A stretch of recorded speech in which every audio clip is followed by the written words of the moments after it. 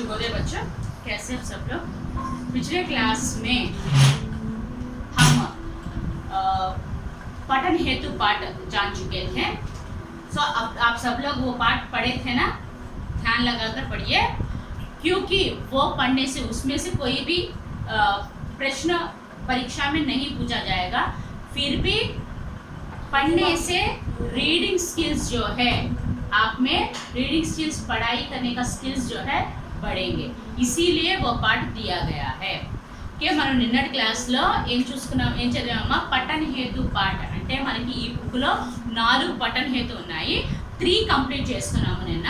So ఈ పఠన్ హేతు చదవటం వల్ల అంటే ఆ లెసన్ నుంచి ఎలాంటి క్వశ్చన్స్ అనేవి రావు, కానీ వాటిని చదవటం వల్ల, ఆ లెసన్స్ని చదవటం వల్ల మనలో స్కిల్స్, రీడింగ్ స్కిల్స్ అనేవి పెరుగుతాయి. సో అందుకని జాగ్రత్తగా ప్రతి ఒక్క లెసన్, పఠన హేతులో ఉన్న లెసన్ చదవండి, కంపల్సరీగా చదవండి, అర్థం చేసుకోవడానికి ప్రయత్నం చేయండి. యాక్చువల్గా అవి ఎక్స్ప్లెయిన్ చేయాల్సిన నీడ్ ఏం లేదు, అయినప్పటికీ కూడా ఎక్స్ప్లెయిన్ చేసాం. సో మనం ఈరోజు కొన్ని నిబంధనలు, ఇంతకుముందు క్లాస్లో 2 లెటర్స్ ఒక్కొక్క నిబంధన చదువుకున్నాం కదా. సో ఈరోజు 2 నిబంధనలు చదువుతాము. ఈ 2 నిబంధనలు అనేవి చూద్దాం. సో మనం మొన్నటి వరకు రాష్ట్ర భాష హిందీ వరకు కంప్లీట్ చేసుకున్నాం. సో ఇక్కడ समय का मूल्य, समय का मूल्य,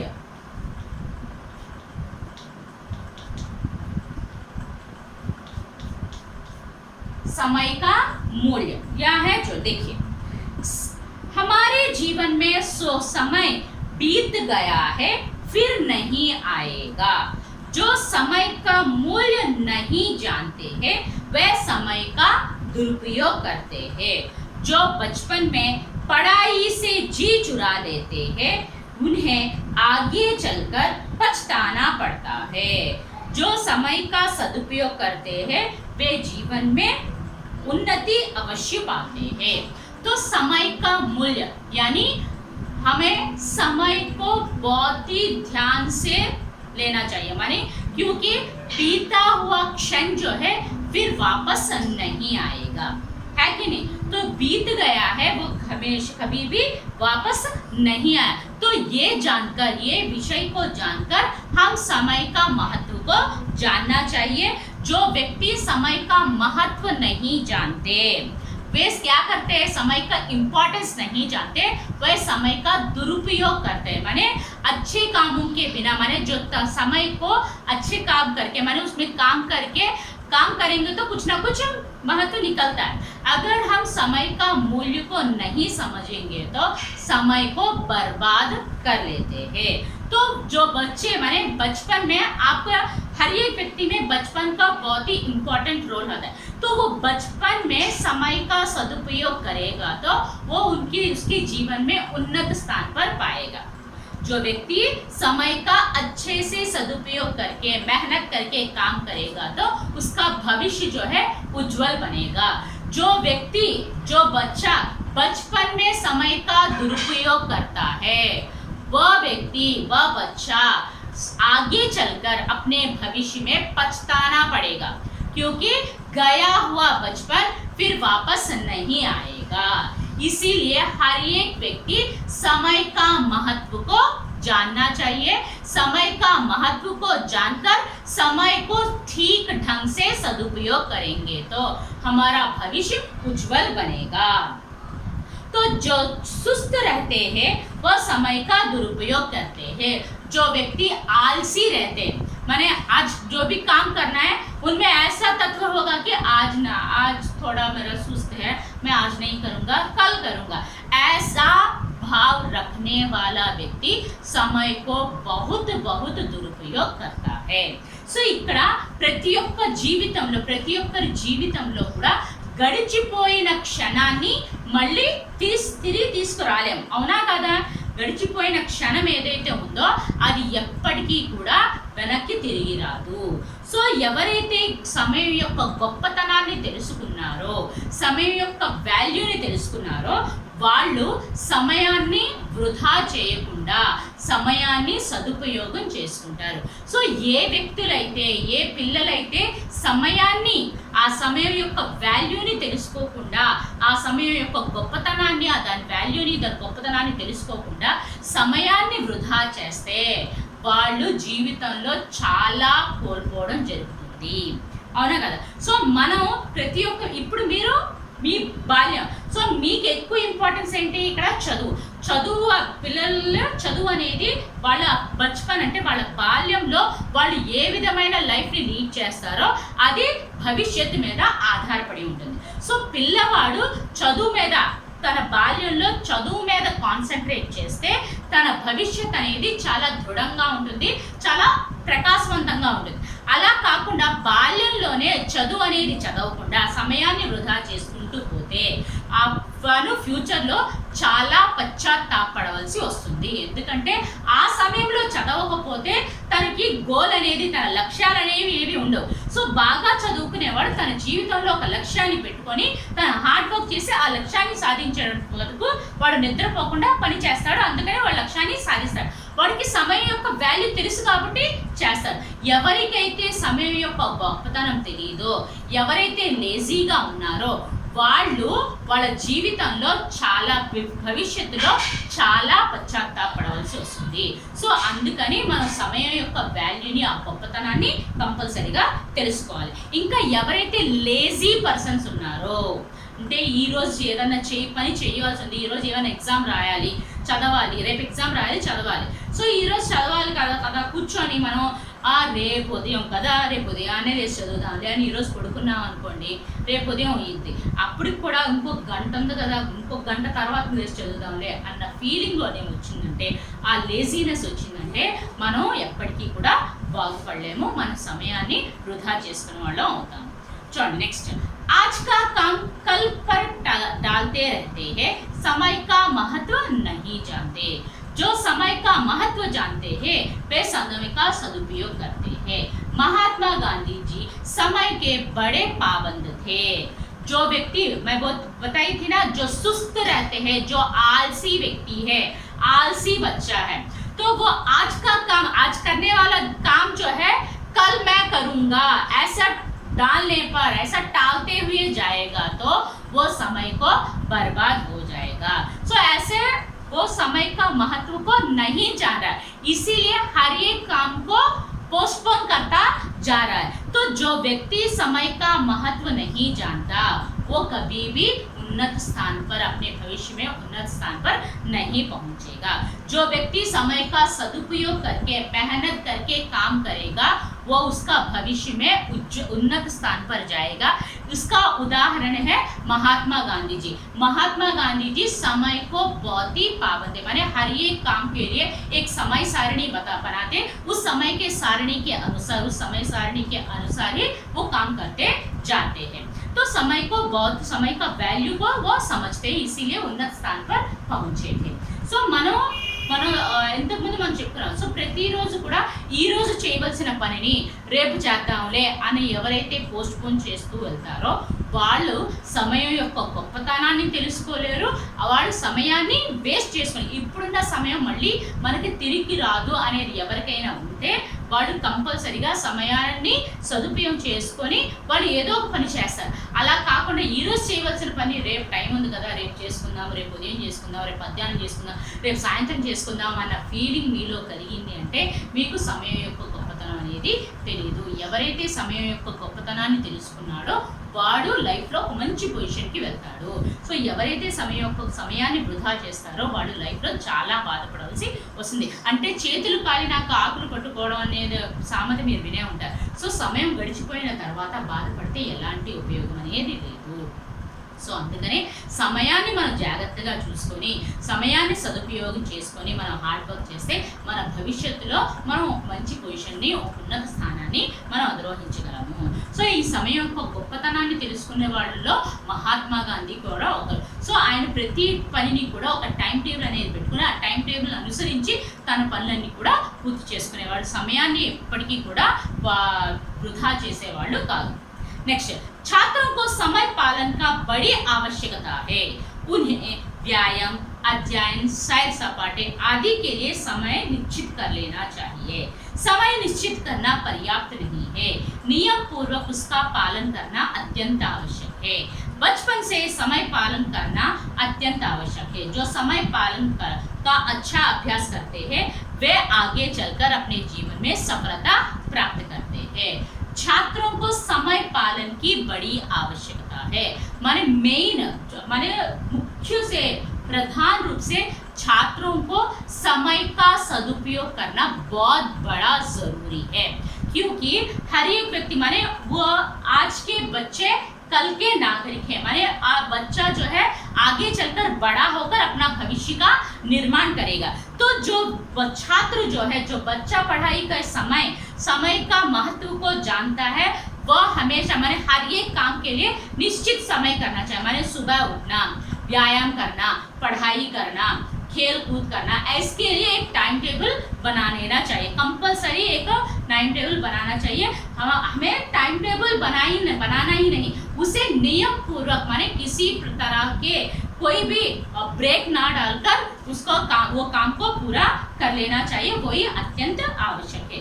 बचपन में बाल्य में जो व्यक्ति समय का महत्व को जानता है, समय का सदुपयोग करता है, वो व्यक्ति अच्छा अभ्यास करता है। माने पढ़ाई में भी आगे रहता है, हर एक चीज में भी आगे रहता है। वे आगे जाकर माने जो व्यक्ति समय का सदुपयोग करके अच्छे काम करता है, वो आगे चलकर अपने जीवन को सफलता की सीढ़ियों पर चढ़ जाता है। సో ఇక్కడ ఏం చెప్పారంటే, సో మెయిన్గా స్టూడెంట్కి సమయాన్ని సదుపయోగం చేసుకోవడం అనేది చాలా అవసరం. ఎందుకంటే నేటి బాలలే అంటే పౌరులు. సో బాల్యంలోనే మనం భవిష్యత్తుకి నిర్మాణం అనేది చేయడం జరుగుతుంది.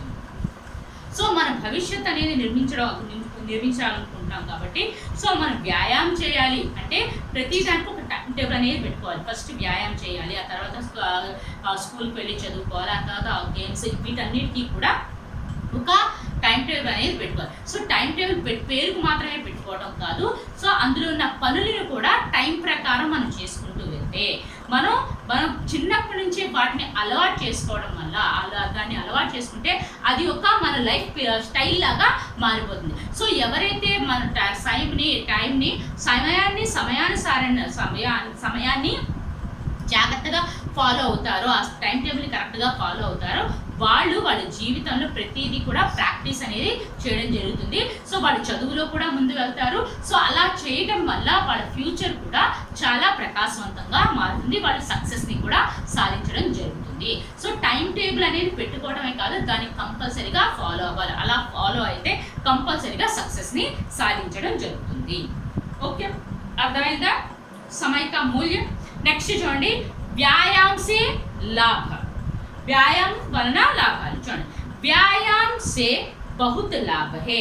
व्यायाम शक्ति देने वाला है और सफलता का साधन भी है. इसीलिए व्यायाम स्वस्थ और सफलता की कुंजी कहलाता है. नियम के अनुसार व्यायाम करेंगे तो हम निरोग रहते हैं, तंदुरुस्ती बनी रहती है. व्यायाम यानी एक्सरसाइज. व्यायाम करने से, सुबह शाम व्यायाम करने से हर एक व्यक्ति को बहुत लाभ देख सकते हैं. ये व्यायाम से हमारी मांसपेशियां जो है, हमारी हड्डियां जो है वो मजबूत बनती है. तो मजबूत बनकर हमें शक्ति देती है. सो इस व्यायाम जो है हर एक काम में, माने कोई भी मेहनती काम में भी मेहनत करके करने का शक्ति प्रदान करती है व्यायाम. सो सफलता, व्यायाम देने वाला जो है सफलता का साधन भी है. इसीलिए हम क्या करना चाहिए? व्यायाम और स्वास्थ्य, व्यायाम एक्सरसाइज और हमारे हेल्थ का यानी अपनी सफलता और स्वास्थ्य की पूंजी कहलाता है. व्यायाम जो है स्वास्थ्य और सफलता, व्यायाम करने से हमें हेल्थ भी मिलता है, हमें सक्सेस भी माने कामयाबी भी पा सकते हैं. नियम के अनुसार करना चाहिए. व्यायाम जो है हम नियमानुसार माने किसी तरह की ब्रेक ना डालकर हर समय हम व्यायाम करेंगे, तो हर दिन व्यायाम करेंगे तो हमारा शरीर जो है निरोग रहता है, माने किसी तरह के बीमारियां हमारे पास नहीं आते और हम हमेशा तंदुरुस्ती भी रहता है, माने एनर्जेटिक रहते हैं. సో ఈ వ్యాయామం అనేది, ఎక్సర్సైజ్ అనేది చాలా అవసరం అమ్మ. ఈ ఎక్సర్సైజ్ వల్ల మనకి చాలా లాభాలు అనేవి ఉన్నాయి. సో ఈ ఎక్సర్సైజ్ అనేవి మనకి చాలా శక్తిని ఇవ్వడం జరుగుతుంది. వ్యాయామం అంటే వ్యాయామం చేయడం వల్ల, ఎక్సర్సైజ్ చేయడం వల్ల చాలా లాభాలు ఉన్నాయి. ఈ ఎక్సర్సైజ్ చేయడం వల్ల మన మాంస్పేషియా, మన మజిల్స్ ఏవైతే ఉన్నాయో, మన బోన్స్ ఏవైతే ఉన్నాయో అవి చాలా స్ట్రాంగ్గా తయారవుతాయి.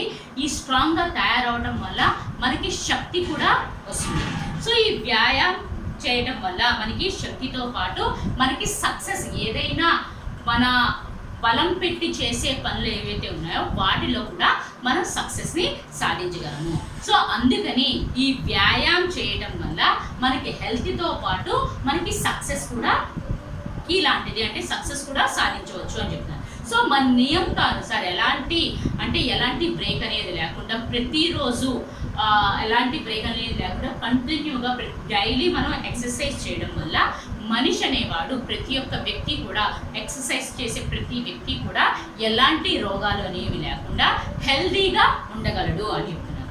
నెక్స్ట్, व्यायाम करने की बहुत रीतियां है। कुश्ती लड़ना, कसरत करना, खेलना कूदना, दंड बैठक आदि व्यायाम के भेद माने जाते हैं। टहलना और घूमना भी एक प्रकार का व्यायाम है।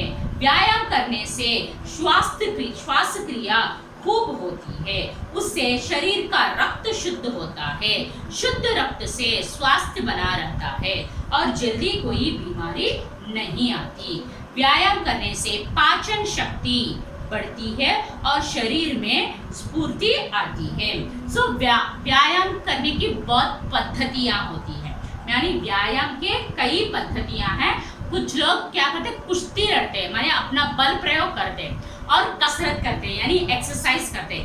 खेलना माने क्रिकेट खेलना, फुटबॉल खेलना, कूदना, हाई जंप करना, ये सारे एक्सरसाइज के अंतर्गत ही आता है। दंड बैठक यानी मेडिटेशन भी करना, मेडिटेशन भी एक तरह का व्यायाम कहलाता है।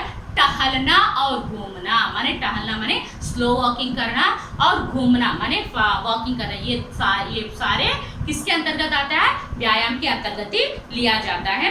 तो व्यायाम करने से हम हर दिन व्यायाम करेंगे, तो हर दिन एक्सरसाइज करेंगे तो हमारी श्वास क्रिया जो है, माने हमारे लंग्स का जो हवा लेने का क्रिया जो है, श्वास क्रिया यानी हवा लेने की, सांस लेने की क्रिया जो है वो बेहतर होती है। और हमारा शरीर में जो रक्त होता है, जो ब्लड होता है, जो खून होता है, वो शुद्ध होता है। तो एक्सरसाइज करने से हमारा ब्लड जो है, हमारा खून जो है शुद्ध होता है।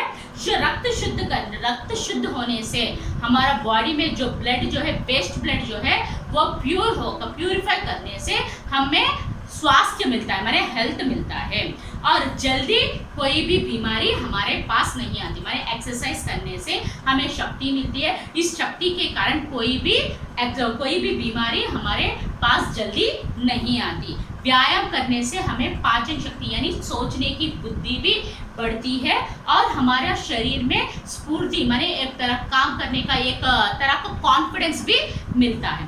సో ఇక్కడ వ్యాయామం చేయడం అనేది చాలా పద్ధతులు అనేవి ఉన్నాయమ్మా. సో ఈ వ్యాయామంలో చాలా పద్ధతులు, అంటే కుస్తీ లడన అంటే బల ప్రయోగం, అంటే చాలా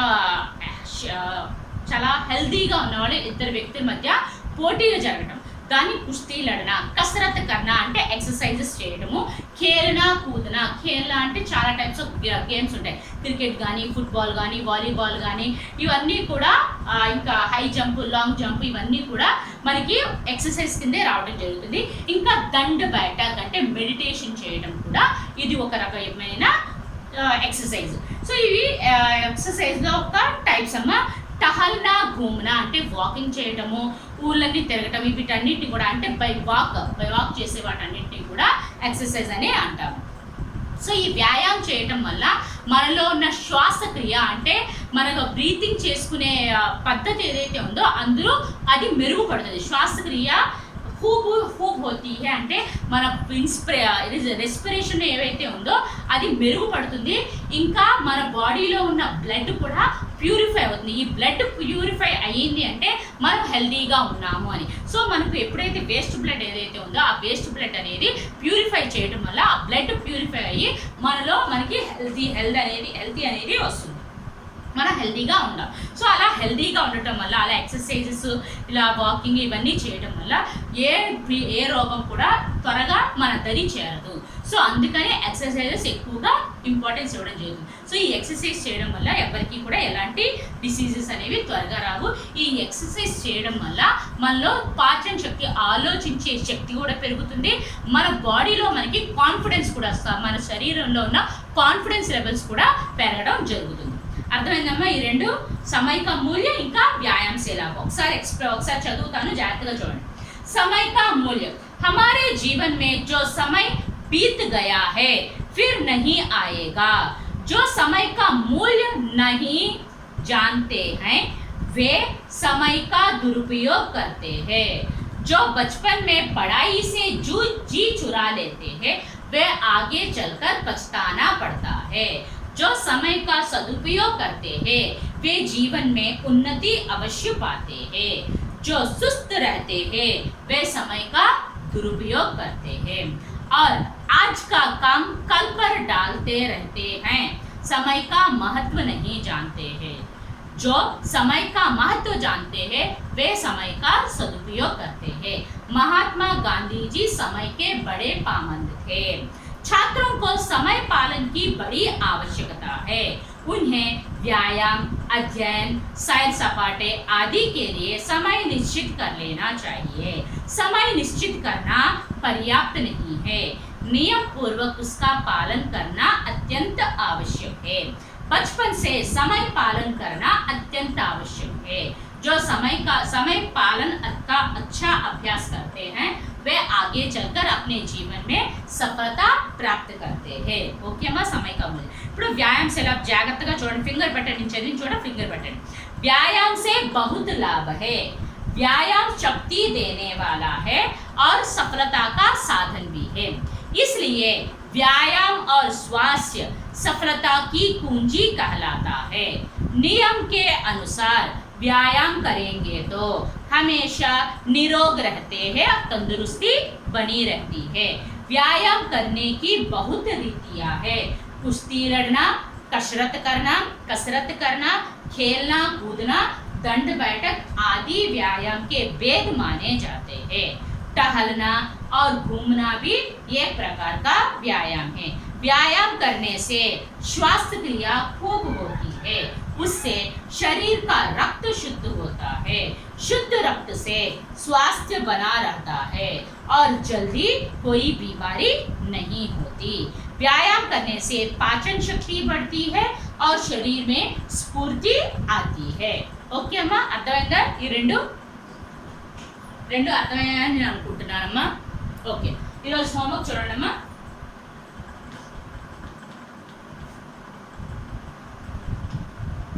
लर्न एंड राइट. निबंध समय का मूल्य एंड व्यायाम से लाभ. ఓకే, హోంవర్క్ అమ్మా. నిబంధనలో समय का मूल्य, వ్యాయామం से लाभ ఈ రెండు కూడా చదివి చూడకుండా మీ నోట్బుక్స్ లో రాయండి. ఓకేమా? నెక్స్ట్ క్లాస్ లో మరికొన్ని నిబంధనలు చెప్పుకుందాం. ఓకేమా? Thank you, bye.